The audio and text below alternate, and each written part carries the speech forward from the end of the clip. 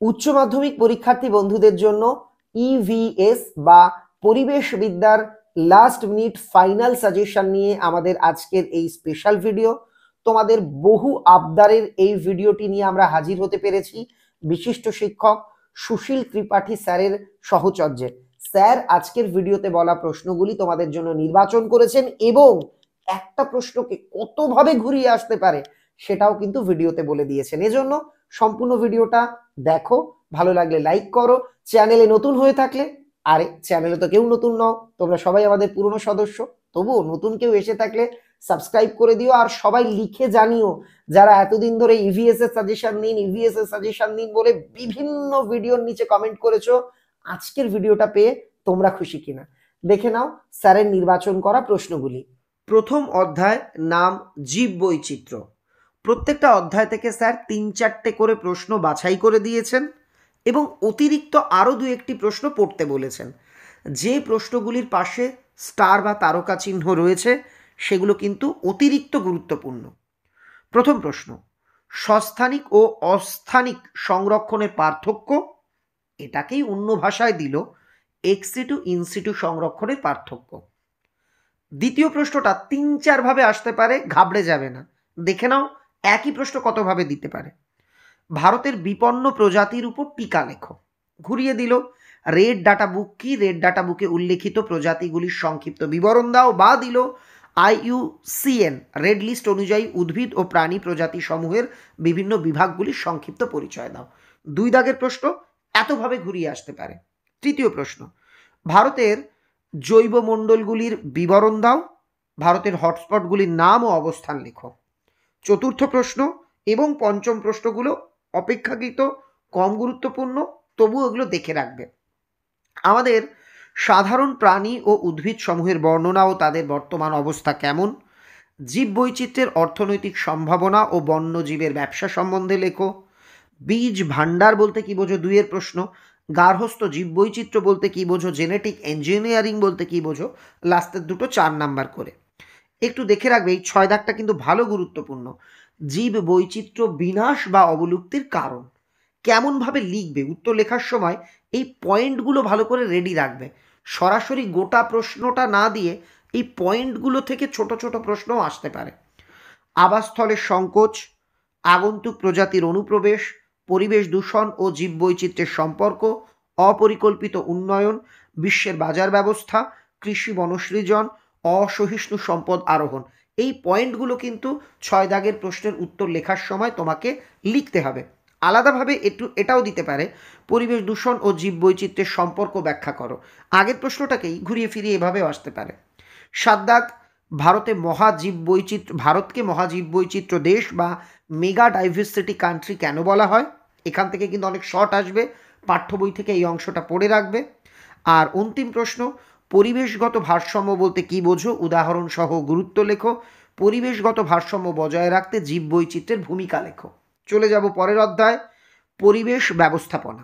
প্রথম প্রশ্ন, পরিবেশ ব্যবস্থাপনার বিভিন্ন দিক বা উপাদানগুলি বর্ণনা করো। পরিবেশ ব্যবস্থাপনায় অর্থনৈতিক, প্রযুক্তিগত, সামাজিক দিকগুলি লেখো। খুব ইম্পর্টেন্ট, একটা প্রশ্নকে এইভাবে দুটো কায়দায় ভাগ করে দিতে পারে।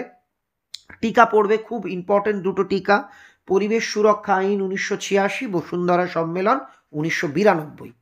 তৃতীয় প্রশ্নটাও গুরুত্বপূর্ণ, ভারতের পরিবেশ সুরক্ষার জন্য দায়ী পদক্ষেপ বা ভারতের পরিবেশ ব্যবস্থাপনার পদক্ষেপগুলি লেখো।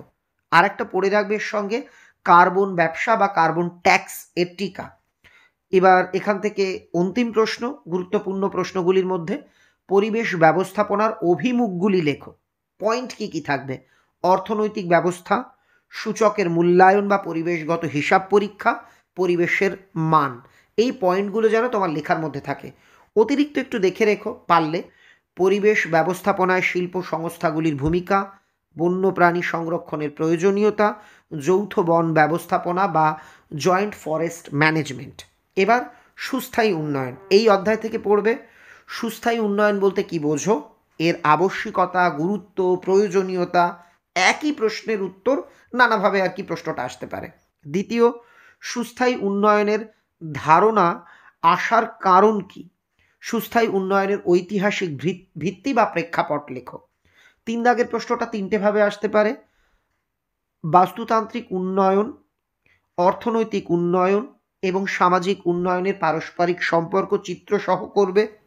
এটাকেই ঘুরিয়ে দিল বাস্তুতান্ত্রিক উন্নয়ন ও আর্থসামাজিক উন্নয়নের সম্পর্ক বা সুস্থায়ী সমাজ কাকে বলে, অর্থনৈতিক উন্নয়নের সঙ্গে সামাজিক উন্নয়নের সম্পর্ক লেখো। এখান থেকে 4 দাগ। সহনযোগ্য ভোগের ধারণা সম্বন্ধে আলোচনা করো, অথবা সহনযোগ্য ভোগ কাকে বলে, সুস্থায়ী উন্নয়নের সৌর মূলধন, পার্থিব মূলধন, জীবাশ্ম জ্বালানি সুস্থায়ী ব্যবহার কিভাবে সংযুক্ত, জীবাশ্ম জ্বালানি সুস্থায়ী ব্যবহার কিভাবে সংযুক্ত, এগুলো লেখো। এই প্রশ্নটা কিন্তু আলাদা আলাদাভাবেও আসতে পারে যে জীবাশ্ম জ্বালানি সুস্থায়ী ব্যবহার কিভাবে সম্ভব, মানে একটা পড়লে এই উত্তরটাও তোমরা লিখতে পারবে। লাস্ট, সুস্থায়ী উন্নয়নের নীতি বা লক্ষ্য খুব গুরুত্বপূর্ণ, বা পদক্ষেপ, এটা আলোচনা করো। সুস্থায়ী উন্নয়নের জন্য করণীয় বিষয়গুলি কি কি। এবার সুস্থায়ী কৃষি, প্রথম 2-3টে প্রশ্ন খুব গুরুত্বপূর্ণ। সুস্থায়ী কৃষি ব্যবস্থাপনা বলতে কি বোঝো, সুস্থায়ী কৃষির গুরুত্ব প্রয়োজনীয়তা লেখো।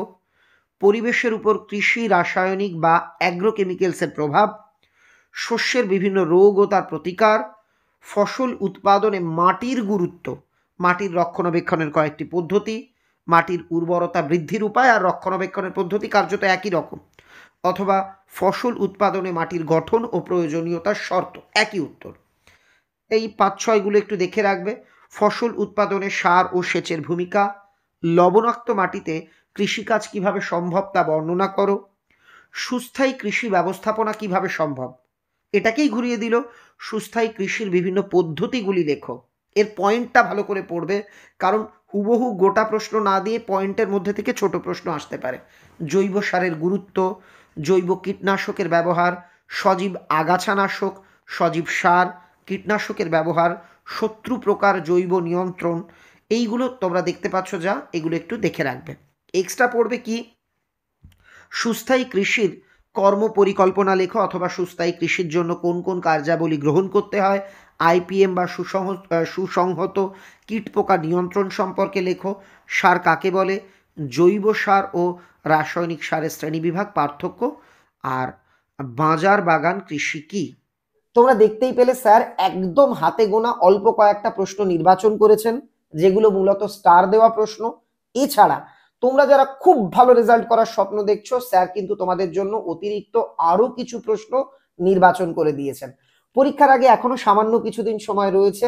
আমি আশা করব এই সময়ের মধ্যে যাদের যেটুকু বাকি আছে তোমরা সেটুকু কমপ্লিট করে নিতে পারবে। সবার জন্য অনেক অনেক শুভকামনা রইল। সবাই ভালো থেকো। ভিডিওটা দেখবার জন্য তোমাকে অনেক অনেক ধন্যবাদ।